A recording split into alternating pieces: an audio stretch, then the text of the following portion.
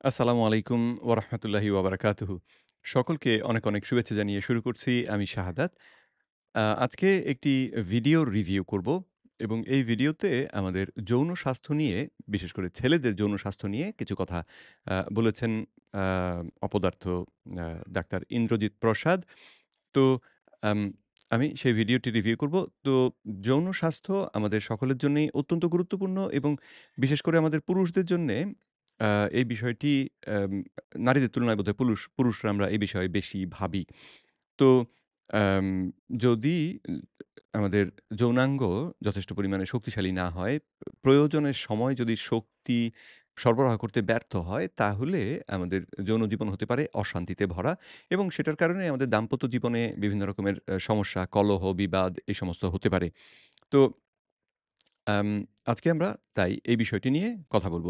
চলুন আমরা মূল ভিডিওতে যাই এবং আম দেখি এ বিষয়ে আমরা আম ডাক্তার ইন্দ্রজিৎ প্রসাদ কি বলছেন এবং তার জবাবে আমি আপনাদেরকে কি বলতে চাই।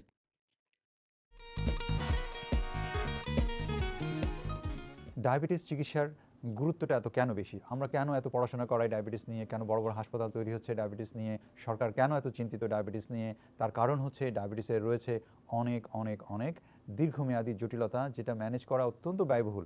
আমাদের মতো তো ডায়াবেটিসটা উনারা যে কারণে শিক্ষা দেন সেটা আসলে উনি যেটা বললেন এই কারণটা নয়।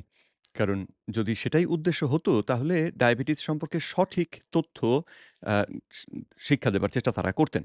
কিন্তু দুঃখজনকভাবে উনারা যে তথ্য শিক্ষা দিচ্ছেন এই তথ্যের কারণে এই অ্যাম ভুল ভ্রান্ত ধারণা প্রচার করার কারণে এবং চিকিৎসকদের এই ভ্রান্ত ধারণার উপর ভিত্তি করে প্রশিক্ষণ দেওয়ার কারণে আমাদের দেশে ডায়াবেটিক রোগীর সংখ্যা ক্রমান্বয়ে বাড়ছে এবং মানুষ আ উম অসুস্থ হয়ে দীর্ঘমেয়াদী বিভিন্ন যে এবং মানে স্বল্পমেয়াদী এবং দীর্ঘমেয়াদী বিভিন্ন রকমের সমস্যায় ভুগছেন। তো আম উনার এই কথাটার সঙ্গে আমি পুরোপুরি একমত নই এবং আশা করি পুরো ভিডিওটা দেখলে আপনারাও আমার সঙ্গে একমত হবেন। মধ্যম আয়ের দেশের জন্য কিন্তু ডায়াবেটিসের যদি কিডনি খারাপ হয়ে যায়, ডায়াবেটিস যদি হার্ট অ্যাটাক হয়ে যায়, ডায়াবেটিস থেকে যদি চোখ অন্ধ হয়ে যায়, তাহলে কিন্তু এগুলো ট্রিটমেন্ট কিন্তু অনেক ব্যয়বহুল এবং এই ব্যয় কিন্তু শতকরা ৭০ ভাগ মানুষ বহন করতে পারে না এবং বিনা চিকিৎসায় মারা যায়। সেজন্যই আসলে অর্থনৈতিক এই যে চাপ সমাজের উপর, পরিবারের উপর এবং রাষ্ট্রের উপর, সেটা কিন্তু লাঘব করার জন্যই কিন্তু আমাদের ডায়াবেটিস নিয়ন্ত্রণ করতে হবে। আসুন তো শুধুমাত্র অর্থনৈতিক চাপ কমাবার জন্যই আমাদের ডায়াবেটিস নিয়ন্ত্রণ করতে হবে তা নয়। এবং নিয়ন্ত্রণ কেন করতে হবে সেটাও আরেকটা প্রশ্ন। তো উম মানুষ আমরা সুস্থভাবে বেঁচে থাকতে চাই এবং সুস্থ একটি জাতি অত্যন্ত কর্মঠ জাতি হয়। তার মানে সুস্থ যদি আমাদের দেশের সাধারণ মানুষ যদি সুস্থ থাকে, তাহলে আমরা আশা করতে পারি তাদের কাছ থেকে সর্বোচ্চ যে উৎপাদনশীলতা আমরা ওনাদের কাছ থেকে আশা করতে পারি। ফলে আমাদের দেশ এগিয়ে যাবে। অর্থনৈতিকভাবে সেটা ভূমিকা মানে সেই দিকটাতে উপকারী। কিন্তু ব্যক্তিগতভাবে আমরা তো বেঁচে থাকতে চাই। আমরা সুস্থ দেহ নিয়ে বেঁচে থাকতে চাই এবং আমাদের বেঁচে থাকার সময়টাকে উপভোগ করতে চাই। অসুস্থ হয়ে বিছানায় পড়ে থেকে বেঁচে আছি বা সারাদিন যন্ত্রণায় ভুগছি, অন্ধ হয়ে গেলাম বা আমার হাত বা পা কেটে ফেলতে হলো, আ ইত্যাদি কিডনি কাজ করছে না, ডায়ালাইসিস করার যন্ত্রণা। এই যে এই রকমের বিভিন্ন রকমের সমস্যা নিয়ে বেঁচে থাকাটাও তো অত্যন্ত কষ্টের এবং সেটাও কাম্য নয়। সেজন্যে আমরা ডায়াবেটিসটার থেকে রক্ষা পেতে চাই। রক্ষা পেতে কথাটাই বোধহয় বেশি উপযুক্ত এই ক্ষেত্রে। তো অনেকেই প্রশ্ন করবেন, "আপনি রক্ষা করা বলছেন কেন?" উনি তো বলছেন নিয়ন্ত্রণ করা। তো আ সেই বিষয়টি সম্পর্কে বলতে গেলে বলতে হবে যে ওনারা যদিও এখনো দাবি করে চলেছেন যে টাইপ 2 ডায়াবেটিস বিশেষ করে এম এটি নিরাময়যোগ্য অসুখ নয়। এটি দীর্ঘমেয়াদী অবনতিশীল একটি সারা জীবনের রোগ। একবার হলে আর কোনদিন সারে না।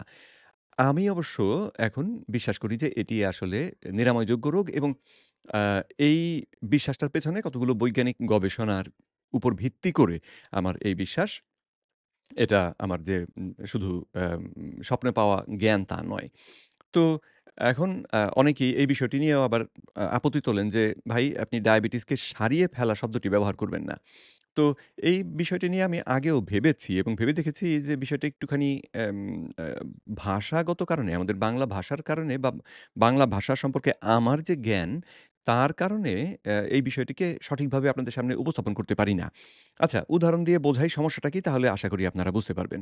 ধরুন একটা মানুষ ৩ দিন, ৫ দিন, ১০ দিন পানি খেল না। সে কিছুতেই পানি খাবে না।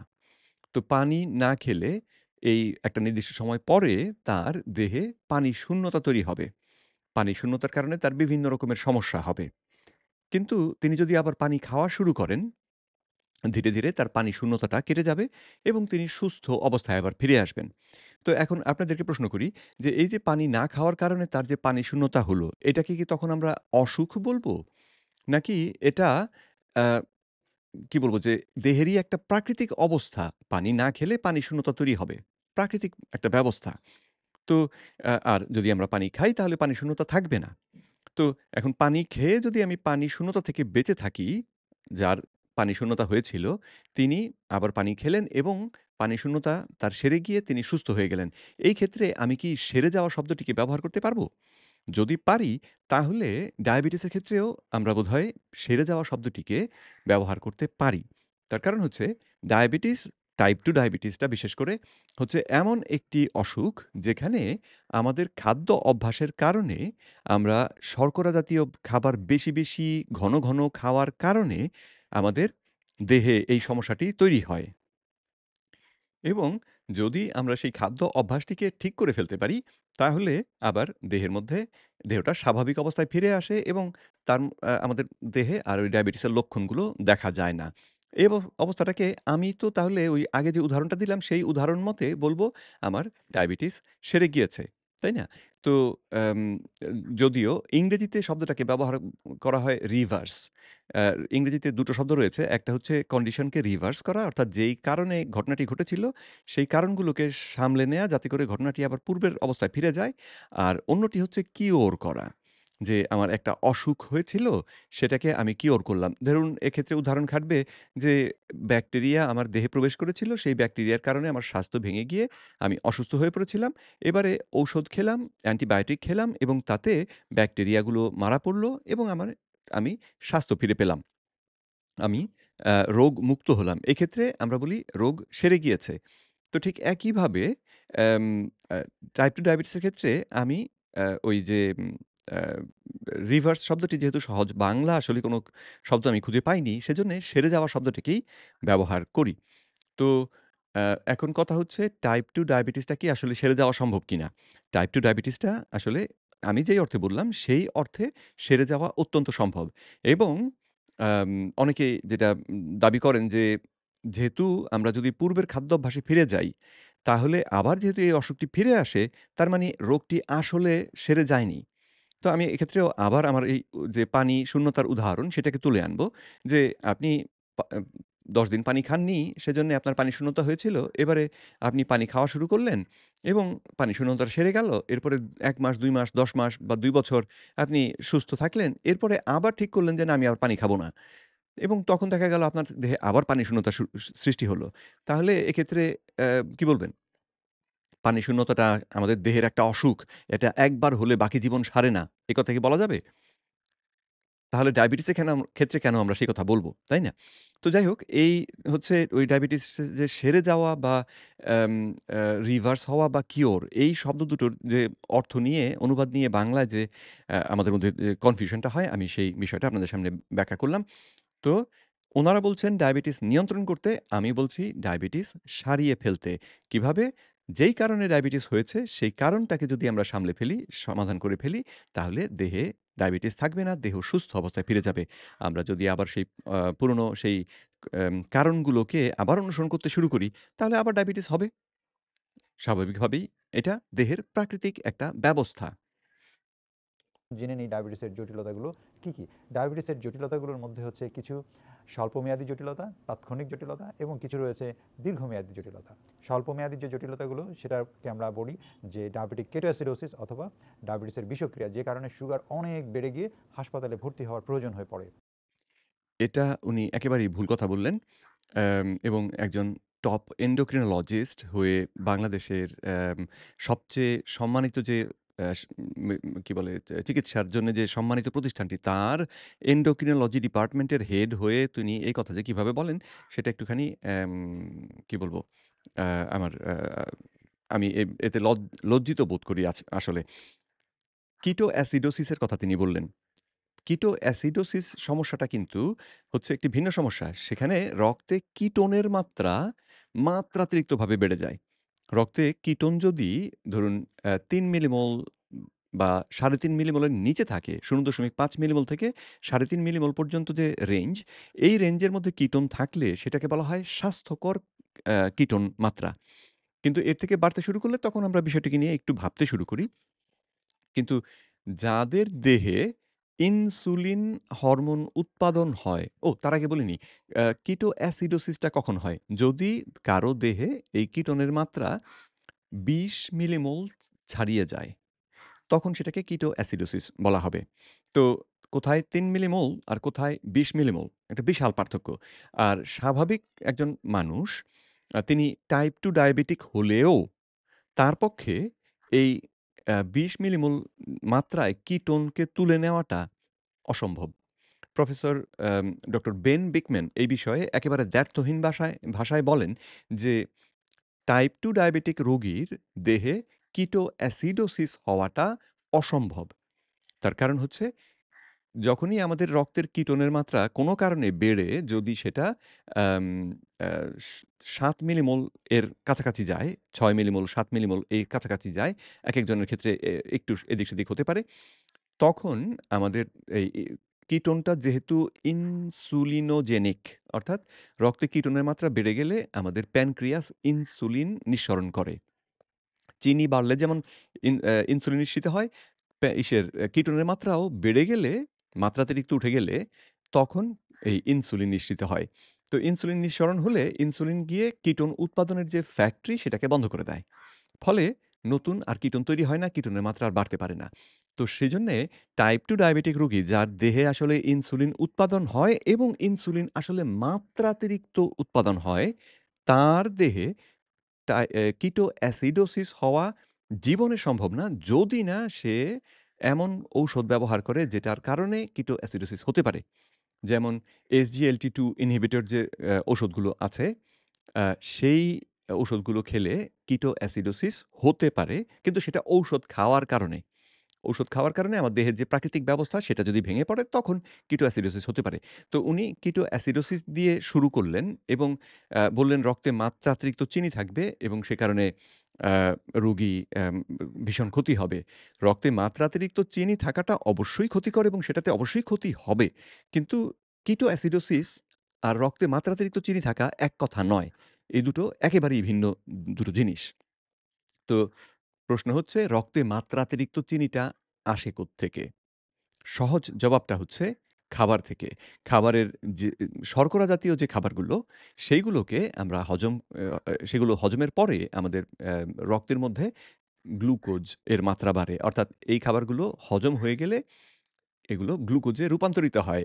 ধরুন ভাত, রুটি, আলু, ফল, ভুট্টা, এই যে বিভিন্ন মাটির তলায় মিষ্টি আলু, এই জাতীয় যে শাকসবজি বা ফল-মূল আমরা যেগুলো খাই, এগুলোতে যদি শর্করা থাকে এবং প্রায় সবগুলোতেই শর্করা থাকে, সেই শর্করা আমাদের পেটে গেলে যখন সেটা হজম হয়, হজম প্রক্রিয়ায় এর মধ্যে থাকা শর্করা ভেঙে গ্লুকোজে রূপান্তর হয়, যেটা আমাদের রক্তের গ্লুকোজের মাত্রাটাকে বাড়িয়ে ফেলে। তো তাহলে আপনাদের নিশ্চয়ই সঙ্গে সঙ্গে আপনারা নিজেরাও বুঝতে পারছেন যে তাহলে যেই অসুখে আমি খেয়ে রক্তে চিনির মাত্রা বাড়াচ্ছি এবং রক্তে বেশি চিনি থাকাটাই সমস্যা, সেই অসুখের সমাধান কি করে হবে? আমি যদি চিনিটা না খাই তাহলে রক্তের চিনির মাত্রা স্বাভাবিকে নেমে আসবে। তাই না? ফলে যদি আমি এই খাবারগুলোকে বাদ রাখি, এই খাবারগুলো থেকে দূরে থাকি, তাহলে আমার রক্তের চিনির মাত্রা স্বাভাবিক থাকবে এবং তখন আমাকে আর ডায়াবেটিক বলা হবে না। অর্থাৎ একটা বিশেষ রকমের খাদ্য অভ্যাস অনুসরণ করে আমি আমার দেহটাকে একটা বিপত্তির মধ্যে ফেললাম এবং সেটাকে একটা অসুখ বললাম। তারপরে যখন খাদ্য অভ্যাসটাকে আবার ঠিক করে ফেললাম, তখন দেহটা সুস্থ অবস্থায় ফিরে গেল। এটাকে তাহলে আমি সেরে যাওয়াই তো বলব, তাই না? তো যাই হোক, চলুন এবারে বাকি কথাগুলো এগোই, নয়তো অনেক লম্বা হয়ে যাচ্ছে ভিডিওটা।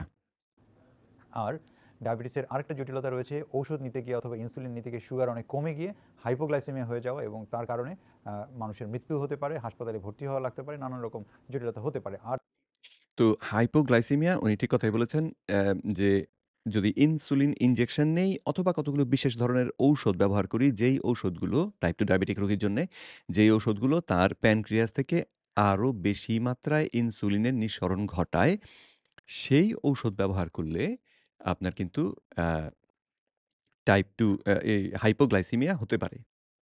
কিন্তু আপনি যদি সেই ঔষধ ব্যবহার না করেন অথবা ইনসুলিন ইনজেকশন না নেন, তাহলে কিন্তু আপনার জীবনে ওই হাইপোগ্লাইসেমিয়া হবার কথা না। তার কারণ হচ্ছে আমাদের কলিজা, আমাদের যকৃৎ কিন্তু প্রয়োজনের সময় ইনসুলিন উৎপাদন ভুল বললাম ইনসুলিন না, চিনি বা গ্লুকোজ উৎপাদন করতে পারে। তো যখন আমাদের কলিজা দেহের যদি প্রয়োজন পড়ে তাহলে কলিজা করে কি চিনি উৎপাদন করে রক্তের মধ্যে মিশিয়ে দেয়। ফলে রক্তে চিনির মাত্রা কখনোই স্বাভাবিকের থেকে কমে যায় না। সামান্য একটু কমলেই কলিজা করে কি সঙ্গে, সঙ্গে চিনি উৎপাদন করে এই অবস্থাটাকে আবার সঠিক জায়গায় ফিরিয়ে আনে বা স্বাভাবিক অবস্থাটাকে নিশ্চিত করে। এই কারণে যদি কেউ ইনসুলিন ইনজেকশন না নেয় অথবা ওই ঔষধগুলো যেগুলো প্যানক্রিয়াস থেকে ইনসুলিনের নিঃসরণ বাড়ায়, সেগুলো যদি ব্যবহার না করে তাহলে কিন্তু টাইপ 2 ডায়াবেটিকের কখনো হাইপোগ্লাইসেমিয়া একেবারে কখনোই বলা ঠিক হবে না। আরো কিছু কন্ডিশন আছে যেগুলোতে হয়তো হতেও পারে। কিন্তু সাধারণভাবে টাইপ 2 ডায়াবেটিকের হাইপোগ্লাইসেমিয়া হয় না যদি তিনি এই বিষয়গুলো আম এই জিনিসগুলো ব্যবহার না করেন ঔষধ এবং ইনসুলিন। আর দীর্ঘমেয়াদী জটিলতাগুলোর মধ্যে রয়েছে কিডনি বিকল হয়ে যাওয়া, চোখের অন্ধত্ব হওয়া, যৌন ক্ষমতা হ্রাস পাওয়া এবং যেটা হচ্ছে লিভারে চর্বি জমে ফ্যাটি লিভার ডিজিজ থেকে সিরোসিস অফ লিভার হওয়া। এই এই এখানে তিনি অনেকগুলো কথা বললেন। কিন্তু অ্যাম এ সবগুলোই যে আসলে ডায়াবেটিসের কারণে হয়, তা কিন্তু নয়। ডায়াবেটিস অর্থাৎ যেটাকে উনাদের ভাষায় ডায়াবেটিস যেটা রক্তে অতিরিক্ত চিনি। তো রক্তে অতিরিক্ত চিনি থাকাটা অত্যন্ত ক্ষতিকর। ওই চিনিটা, গ্লুকোজটা হচ্ছে খানিকটা আঠালো এক ধরনের জিনিস রক্তের মধ্যে। যখন এটা আমাদের দেহের ভিতরে যে বিভিন্ন প্রোটিন বা বিভিন্ন জিনিসের সংস্পর্শে আসে, তখন সেটা এটার গায়ে আটকে যায়। আঠার মতন আটকে থাকে বা একটা চোষকের মতন ধরে থাকে রীতিমতো। ফলে এই জিনিসটা তখন আর স্বাচ্ছন্দ্যে তার স্বাভাবিক কাজকর্ম চালিয়ে যেতে পারে না। কারণ প্রোটিন যদি হয়, প্রোটিনের সঙ্গে গ্লুকোজ আটকে গেলে এই প্রোটিনটা ঠিক যেই জায়গাতে যেভাবে ব্যবহার করার কথা, সেই জায়গায় আর ফিট করবে না। জায়গা মতন আর বসবে না। কারণ হচ্ছে গায়ে চিনি লেগে আছে। যেই চিনির কারণে জিনিসটা আটকে যাবে। তো এই রকমের ঝামেলা হয়। তো চিনি বেড়ে থাকাটা একটা বিশাল সমস্যা। অ্যাম কিন্তু উনি যে কথাটা বললেন যে, ডায়াবেটিসের কারণে ফ্যাটি লিভার হবে এবং সিরোসিস হবে এই কথাটা হয়তো এই কথাটা প্রফেসর রবার্ট লাস্টিক বলেন সত্য নয়। বরং এটা উল্টো। অর্থাৎ যারা টাইপ 2 ডায়াবেটিস রোগে ভোগেন তাদের ১ম এ ফ্যাটি লিভার অসুখটা হয় এবং সেখান থেকেই ইনসুলিন রেজিস্ট্যান্স সমস্যাটি হয়, যেটা দীর্ঘদিন যদি আপনার দেহে অবস্থান করে তাহলে শেষে টাইপ 2 ডায়াবেটিসে রূপান্তর হয়। তো তার মানে ডায়াবেটিস রোগটা শুরু হয় বহু বছর আগে কিন্তু চিনি ধরা পড়তে, রক্তে অতিরিক্ত চিনিটা ধরা পড়তে ১০ বছর ১৫ বছর পর্যন্ত সময় লাগে। তো এই সময়টার মধ্যে কিন্তু এই পুরো সময়টার মধ্যেই আপনার লিভারে ফ্যাট জমেছিল। এই সময়টাতে আপনার লিভারে চর্বির পরিমাণ ক্রমান্বয়ে বাড়তে থাকবে বা সাংঘাতিকভাবে বেড়ে যাবে। তো ডায়াবেটিসের কারণে ফ্যাটি লিভার হয় এই ব্যাপারটি আসলে সঠিক নয়। বরং আ ফ্যাটি লিভার হয়ে তারপরে টাইপ 2 ডায়াবেটিসের ক্ষেত্রে টাইপ 2 ডায়াবেটিসটি হয়। এখন যদি টাইপ 1 ডায়াবেটিক কেউ হন, তার ক্ষেত্রেও ফ্যাটি লিভার হওয়ার সম্ভাবনা নেই। যদি না তিনি অতিরিক্ত মাত্রায় ইনসুলিন হরমোন নিজের দেহে ইনজেকশন হিসেবে ব্যবহার করেন। অনেকেই আমরা সেই বিপত্তিতেও পড়ি। অনেক টাইপ 1 ডায়াবেটিক যেহেতু শর্করা জাতীয় খাবার তারা খান এবং কতটা খেয়েছেন তার উপর ভিত্তি করে সঠিক মাত্রায় যে ইনসুলিন ব্যবহার করবেন সেটা সবসময় করতে পারেন না। অনেক সময় দেখা যায় কম খেয়েছেন, ইনসুলিন বেশি পড়েছে, হাইপোর সমস্যা হয়। আবার অনেক সময় দেখা যায় যে বেশি খেয়েছেন এবং ইনসুলিন সেই অনুযায়ী দিয়েছেন এবং সেই ইনসুলিন যেহেতু বেশি খেয়েছেন সুতরাং প্রয়োজন পড়েছে বেশি ইনসুলিন এবং এই অতিরিক্ত ইনসুলিন দেহের যেখানে, যেখানে চর্বি জমানোর সেখানে, সেখানে চর্বি জমিয়েছে। তার মধ্যে একটা জায়গা হচ্ছে লিভার। তো টাইপ 1 এর ক্ষেত্রে এটা হতে পারে একটা সম্ভাবনা আছে। কিন্তু টাইপ 2 এর ক্ষেত্রে এই ফ্যাটি লিভারটা আগে হবে, এরপরে টাইপ 2 ডায়াবেটিসটা হবে। এই ধরনের যে দীর্ঘমেয়াদী জটিলতাগুলো রয়েছে এগুলো কিন্তু অত্যন্ত গুরুত্বপূর্ণ। যে কথাটা নিয়ে খুবই কম আলোচনা হয় যেটা হচ্ছে যে ডায়াবেটিস থেকে যৌন অক্ষমতা। যৌন অক্ষমতার বিষয়টি নিয়ে আলোচনা হয়। কিন্তু তার আগে চট করে আমি আপনাদেরকে আরেকটু আরেকটা জিনিস বলে রাখি। সেটা হচ্ছে যে ওই কিডনি অসুখ বলেন বা দেহের অন্য অঙ্গগুলো নষ্ট হওয়ার ক্ষেত্রে যেমন হৃদরোগ বা মস্তিষ্কের সমস্যা। এই ক্ষেত্রে গ্লুকোজ বা রক্তে অতিরিক্ত গ্লুকোজ একটি নেতিবাচক ভূমিকা রাখে অবশ্যই। কোনো সন্দেহ নেই। রক্তে মাত্রাতিরিক্ত চিনি থাকলে সেটা খুবই ক্ষতিকর। কিন্তু যেই বিষয়টা উনারা বলেন না আপনাদেরকে, সেটি হচ্ছে টাইপ 2 ডায়াবেটিকের ক্ষেত্রে আপনার দেহে কিন্তু এমনিতেই অতিরিক্ত মাত্রায় ইনসুলিন রয়েছে। উনারা বলেন যে আপনার দেহে আপেক্ষিক স্বল্পতা রয়েছে। আপেক্ষিক স্বল্পতা বলতে বোঝায় যে আপনি যেই পরিমাণ চিনি খেয়েছেন, সেই চিনিটাকে রক্ত থেকে সরিয়ে দেবার জন্যে যথেষ্ট ইনসুলিন আপনার দেহে নেই। কিন্তু আপনার দেহে মোট ইনসুলিন কতটা রয়েছে সেটা কিন্তু উনারা কখনো উল্লেখ করেন না। অথচ আপনি যদি পরীক্ষা করেন, যদি খালি পেট অবস্থায় আপনার রক্তে কতটা ইনসুলিন রয়েছে সেটা পরীক্ষা করেন, যেটা থাকার কথা হচ্ছে বেসলাইনে, দেখবেন সেটা সাংঘাতিকভাবে বেড়ে রয়েছে। তার মানে আপনার দেহে অতিরিক্ত ইনসুলিন রয়েছে। এখন চিনি বেশি থাকাটা যেমন সমস্যা, ইনসুলিন বেশি থাকাটাও সমস্যা। কিন্তু উনারা যদিও হরমোন নিয়ে উনাদের কারবার, অথচ এই অসুখটার ক্ষেত্রেই উনারা হরমোন বাদ দিয়ে চিনি নিয়ে ঝাঁপিয়ে পড়েন। ইনসুলিন যদি দেহে বেড়ে থাকে, তার কারণে কিন্তু আমাদের রক্তনালীগুলোর ক্ষতি হয়। বিশেষ করে ক্যাপিলারি যেগুলোকে বলা হয়, অর্থাৎ এক মানে একেবারে রীতিমতো সবচেয়ে সূক্ষ্ম যে রক্তনালীগুলো হয়, সেগুলোর নাম হচ্ছে ক্যাপিলারি। সেই ক্যাপিলারিগুলো কিন্তু ইনসুলিন যদি বেড়ে যায় তাহলে সবথেকে বেশি ক্ষতিগ্রস্ত হয়। আর সেগুলো ক্ষতিগ্রস্ত হলে আপনার কিডনির ভেতরে প্রতিটি কোষকে খাবার জোগাচ্ছে কে? এই ক্যাপিলারি। আপনার ব্রেইনের মধ্যে ক্যাপিলারি, আপনার দেহের বিভিন্ন মানে হার্টের কথা বলুন, প্রতিটি অঙ্গের মধ্যেই রয়েছে ক্যাপিলারি। তো এই ক্যাপিলারিকে যদি আমরা ইনসুলিন বেড়ে থাকার কারণে এরা এদের গঠন নষ্ট হয়ে যায়, এরা রক্ত পরিবহন ঠিক মতন করতে না পারে, তাহলে মহা সমস্যা। ঠিক সেই ঘটনাটাই কিন্তু আমাদের পুরুষদের যে যৌন অক্ষমতা তার ক্ষেত্রে ভূমিকা রাখে। ১ম এ এই অতিরিক্ত ইনসুলিনের প্রভাবে ক্যাপিলারিগুলো নষ্ট হয় এবং ক্যাপিলারি নষ্ট হয়ে গেলে তখন আমাদের যে আম বিশেষ অঙ্গটি রয়েছে, তার বিভিন্ন কোষের কাছে শক্তি গিয়ে পৌঁছে না। বিভিন্ন যে নিউট্রিয়েন্ট, পুষ্টি উপাদানগুলো গিয়ে পৌঁছে না। ফলে সেই কোষগুলো তখন খাদ্য অভাবে ভোগে এবং তাতে তার শক্তি কমে যায়। যেটা আমাদের যৌন জীবনে অত্যন্ত নেতিবাচক প্রভাব ফেলে। টাইপ 2 এক্ষেত্রে অ্যা উম ডক্টর ইন্দ্রজিৎ প্রসাদ বলছেন যে ডায়াবেটিস হলে আপনার এই সমস্যাটা হবে। কিন্তু পুরুষদের ক্ষেত্রে কিন্তু এটা ডায়াবেটিস ধরা পড়ারও বহুদিন আগে থেকে এটা হয়।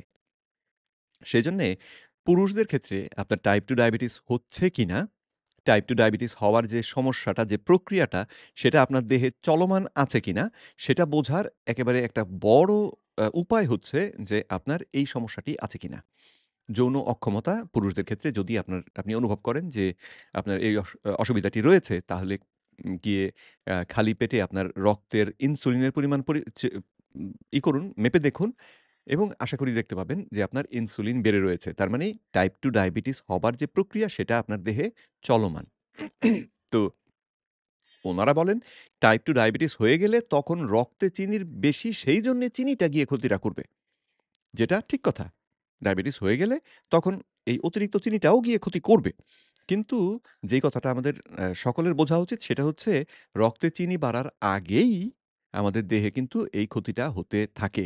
সুতরাং এই বিষয়ে আমাদের আরো আগে থেকেই সাবধান হতে হবে।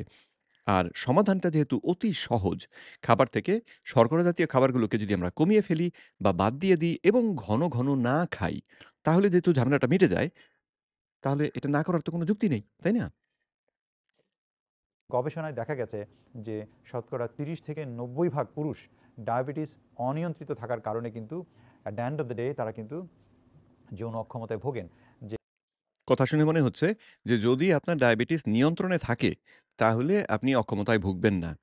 কিন্তু যারা আপনারা টাইপ 2 ডায়াবেটিসে ভুগছেন এবং যাদের রক্তের চিনির মাত্রা নিয়ন্ত্রণে রাখতে সক্ষম হয়েছেন, তাদের তারা নিজেরা একটু ভেবে দেখুন। আমাকেও বলতে হবে না। আপনারা নিজেরা ভেবে দেখুন যে আপনারা যে এই উম বিশেষ যে ব্যাপারটি, এই ঘটনাটি বা আপনাদের যৌন জীবন সেটা আসলে অত্যন্ত আ আ সন্তোষজনক কিনা? এবং আমি উনি যেমন বললেন ৩০-৯০% ক্ষেত্রে এটা একটা সমস্যা। আমি বলব যে ৩০-৯০% ক্ষেত্রে যারা টাইপ 2 ডায়াবেটিসটাকে বা রক্তের চিনির মাত্রাকে নিয়ন্ত্রণেও রেখেছেন, ঠিকঠাক মতন স্বাভাবিক মাত্রায় রাখতে সক্ষম হয়েছেন, তারাও কিন্তু এই অসুবিধাটাতে ভুগবেন। তারাও এই অক্ষমতায় ভুগবেন। যে তার যে যৌনাঙ্গের যে রক্তনালীটা আছে সেটা কিন্তু এই সুগারের চর, চর্বির চর জমে কিন্তু সেই রক্তনালীটা সরু হয়ে যায় এবং সেখানকার যে নার্ভগুলো আছে সেটা ডায়াবেটিসের কারণে কিন্তু দুর্বল হয়ে যায়। এই দুটো কথাই ঠিক কিন্তু সেটা শুধুমাত্র চিনির কারণে না, বরং অতিরিক্ত ইনসুলিনের কারণে হয়। ইনসুলিন হরমোনটাই আমাদের দেহে চর্বি উৎপাদনের জন্যে যে সংকেত সেটা দেয় এবং রক্তনালীর যে ক্ষতি হয়, যেই ক্ষতির কারণে রক্তনালীর গায়ে চর্বি আটকে যায়। কারণ স্বাভাবিক অবস্থায় রক্তনালীর গায়ে কিছুই আটকে যাবার কথা না। তো সেই সমস্যাটার জন্য কিন্তু দায়ী হচ্ছে ইনসুলিন। অতিরিক্ত ইনসুলিন এই সমস্যার জন্যে দায়ী। এবং সেই যে আমাদের যৌনাঙ্গের যে কার্যক্ষমতা কিন্তু পুরোপুরি নষ্ট হয়ে যায় এবং আমরা অনেক দেখেছি এরকম যে ডায়াবেটিস অনিয়ন্ত্রিত থাকার কারণে যৌন ক্ষমতা নষ্ট হওয়ার কারণে কিন্তু তার পারিবারিক দ্বন্দ্ব, কলহ এবং বিবাহ বিচ্ছেদের মতো ঘটনাও কিন্তু ঘটে থাকে এবং এটা নিয়ে খুব কম আলোচনা হয়, রোগীরা কম বলেন এবং চিকিৎসার আওতায় আসতে চান না। সেজন্যই কিন্তু এই সমস্যাগুলো হয়ে থাকে এবং কিডনির যে সমস্যাগুলো সেটা হচ্ছে যে প্রথমেই যেটা শুরু হয় ইউরিনে একটু, একটু করে প্রোটিন যেতে থাকে। এটা কিন্তু তো এই যে অনেকে আমরা যৌন স্বাস্থ্যটাকে যে অগ্রাহ্য করি, তাদেরকে আমি অনুরোধ করব যে দয়া করে অগ্রাহ্য করবেন না। একজন আম শিক্ষিত, সুশিক্ষিত চিকিৎসকের সহায়তা অবশ্যই নেবেন।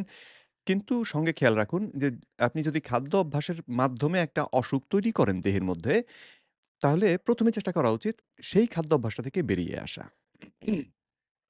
আর সেই খাদ্যাভ্যাস থেকে বেরিয়ে এলে যদি আপনার দেহটা সুস্থ হয়ে যায়, তাহলে তো আর চিকিৎসকের কাছ থেকে ঔষধ খেতে হবে না। আপনাকে ৩ মাস অন্তর, অন্তর চিকিৎসকের দ্বারস্থ হতে হবে না।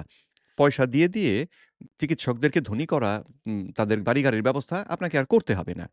তাই না? ডায়াবেটিস যদি না থাকে তাহলে ডায়াবেটিসের কারণে যে জটিলতার কথাগুলো উনি বললেন, এর একটাও আমাদের অ্যাম নে দেহে থাকবে না।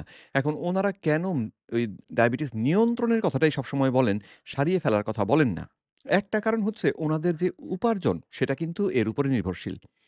Bangladesh diabetes diabetic association of Bangladesh তাদের ক্ষেত্রেও আমি দেখেছি এই কথাটি ঠিক এবং সম্প্রতি তাদের যে লোগো যেটা হওয়া উচিত সেটা আমি এভাবে অ্যা এঁকেছিলাম।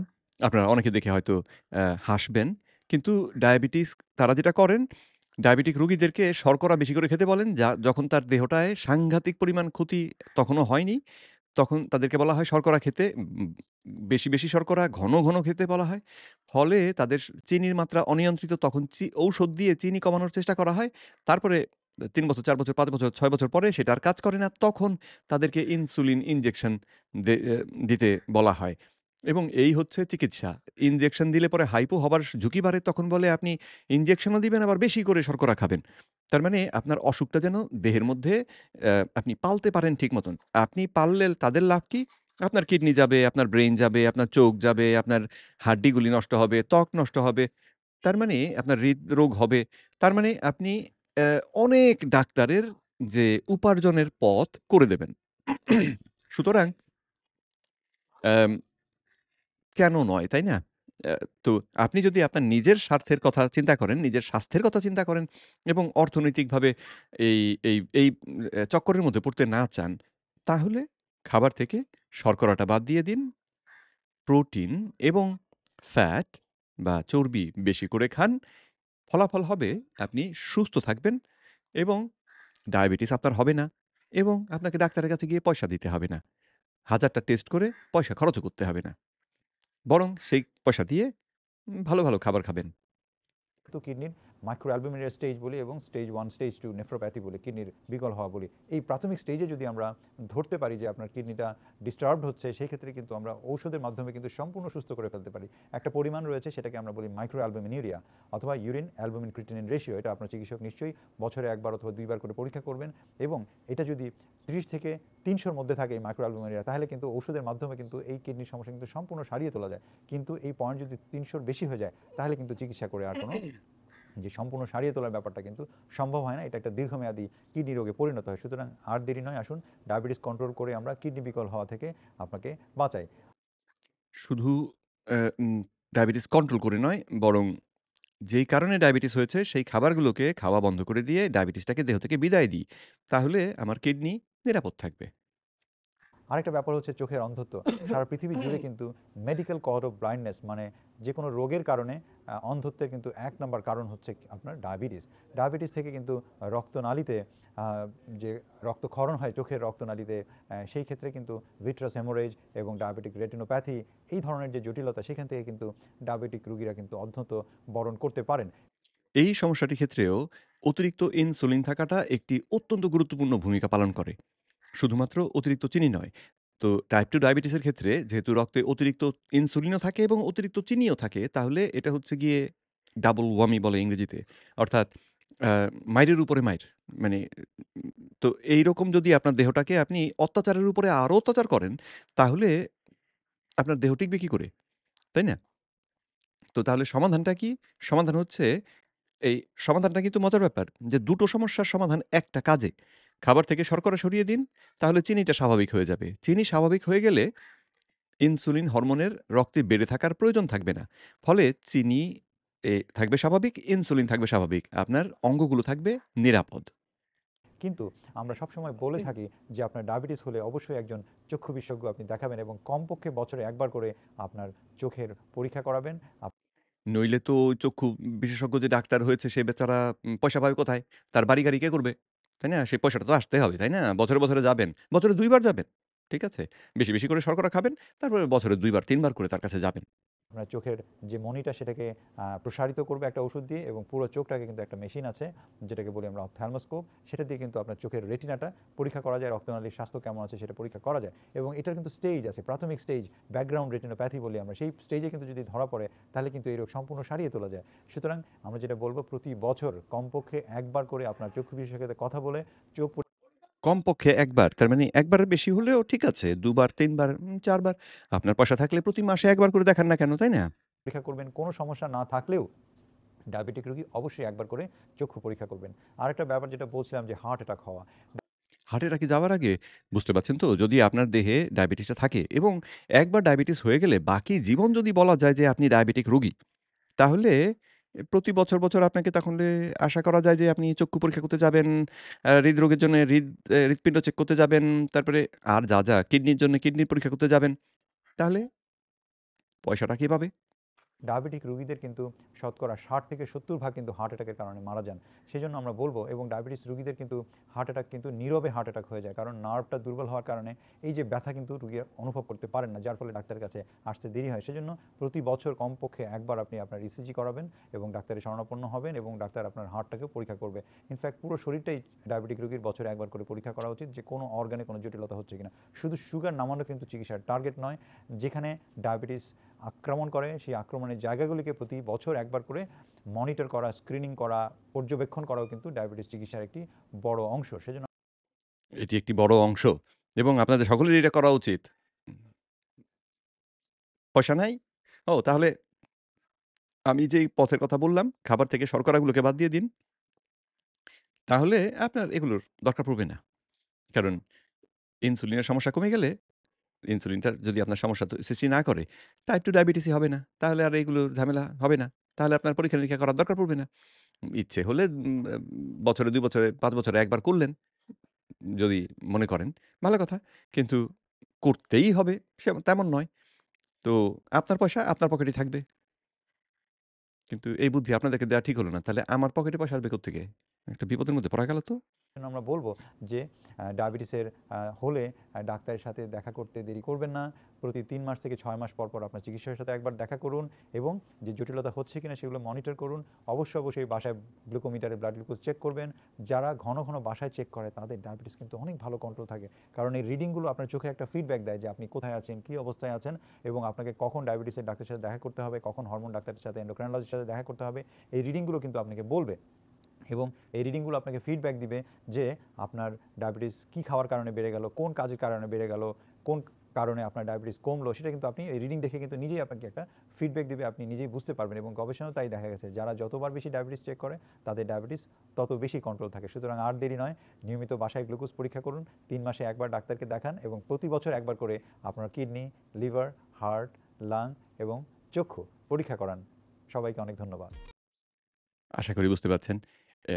ঠিক বাংলাদেশ ডায়াবেটিক অ্যাসোসিয়েশনকে আমি যেজন্যে খুব এখন অপছন্দ করি, সেটি হচ্ছে এই সংগঠনটি প্রধানত ডায়াবেটিস ডাক্তারদের দ্বারা পরিচালিত। তো ডায়াবেটিসের ডাক্তার বা ডাক্তার দ্বারা পরিচালিত যদি হয়, তাহলেও সমস্যা। কেন? আপনি কোনো শেয়ালের কাছে কি মুরগি পালতে দেবেন? যে মুরগি পালার জন্যে শেয়ালকে পাহারাদার রাখি। শেয়াল মুরগির স্বাস্থ্য ব্যবস্থা নিশ্চিত করবে? না। তাই না? এটা খুব স্বাভাবিক যুক্তি। এখন যেই মানুষগুলো অসুস্থ থাকলে আমি চিকিৎসক হিসেবে আমার ইনকাম বাড়বে, আমি কেন চাইবো যে সেই মানুষগুলো সুস্থ হয়ে যাক? চাওয়ার কোনো কারণ নেই। এবং সেজন্যেই খুব সম্ভবত বাংলাদেশ ডায়াবেটিক অ্যাসোসিয়েশনের সঙ্গে যুক্ত যে বড়, বড় আ জ্ঞানী ব্যক্তিরা রয়েছেন, মান্যগণ্য ব্যক্তিরা রয়েছেন, তারা কিছুতেই দেখতে পান না যে ডায়াবেটিসটা আসলে এই তাদের যে প্রেসক্রাইব করা, তাদের উপদেশ মতো কেউ যদি জীবন ধারণ করে, তাহলে তাদের ডায়াবেটিস ক্রমান্বয়ে খারাপ হয়। এটা তারা দেখতে পান না। তাদের কাছে এটাই তো স্বাভাবিক। ঠিক। এটা স্বাভাবিক এবং এটা স্বাভাবিক যদি সবাই বিশ্বাস করে তাহলে যারা এই উচ্চ পদগুলোতে রয়েছেন, ডায়াবেটিসের ডাক্তার, তাদের রুজি সাংঘাতিকভাবেই বাড়ছে। এর সঙ্গে, সঙ্গে অন্য যারা রয়েছেন আপনারা শুনলেন যে সবগুলো অঙ্গই প্রায় ডায়াবেটিসের কারণে আক্রান্ত হয়। তার মানে এই যত অঙ্গের চিকিৎসক আছেন সবাই কিছু কামাই করবেন আপনার উপর দিয়ে। আপনি হচ্ছেন সেই মুরগি, যেই মুরগিটাকে মুরগির ডিম তারা সবাই খাবেন। তো তাহলে এই ক্ষেত্রে এই মুরগিটাকে সুস্থ করে ফেলা, ডিম বলা ঠিক হলো না। ডিম তো এক্ষেত্রে ঠিক খাটেও না। মানে মুরগিটাকে সুস্থ করে ফেললে, মুরগিটা যদি বেরিয়ে যায় তাহলে তো তাদের লাভ কি? তাই না? তো সুতরাং এই বিষয়টা একটু মাথায় রাখবেন। তো উনার ভিডিও শেষ এবং আশা করছি আপনারা এ পর্যন্ত যা তথ্য দিলাম তাতে বুঝতে পারছেন যে টাইপ 2 ডায়াবেটিস রোগটি আসলে একটি সারিয়ে তোলার আ মতন অসুখ। এই বিষয়ে গবেষণা হয়েছে, গবেষণাপত্রগুলো রয়েছে। ডাক্তার ডেভিড আনউইনের আম গবেষণা থেকে এই ব্যাপারটি প্রমাণিত। তারপরে ভাটা হেলথ ক্লিনিকের গবেষণা থেকে এটি প্রমাণিত। তো এবং যেই রকমের গবেষণা করেছেন, অত্যন্ত উচ্চ মানের গবেষণা তারা করেছেন। করে দেখিয়েছেন যে টাইপ 2 ডায়াবেটিসটা আসলে রিভার্স হয়। অর্থাৎ দেহটা টাইপ 2 ডায়াবেটিস থেকে আবার সুস্থ অবস্থায় ফিরে যেতে পারে। যেটাকে আমি বাংলায় বলছি সেরে যেতে পারে। তো অ্যাম সুতরাং এই বিষয়গুলো দেখুন আমার ওয়েবসাইট easyhealtheducation.com সেখানে গিয়ে এই তথ্যগুলো যাচাই করে, প্রমাণগুলো যাচাই করে নিজেরা খাদ্য অভ্যাস পরিবর্তন করুন। কি খেতে হবে বা কি নিয়মে খেতে হবে সেটাও আমার ওয়েবসাইটে আমি দিয়ে রেখেছি। ডাক্তার ডেভিড আনউইন একটি এই ডায়েট গাইডলাইন বলব আরকি।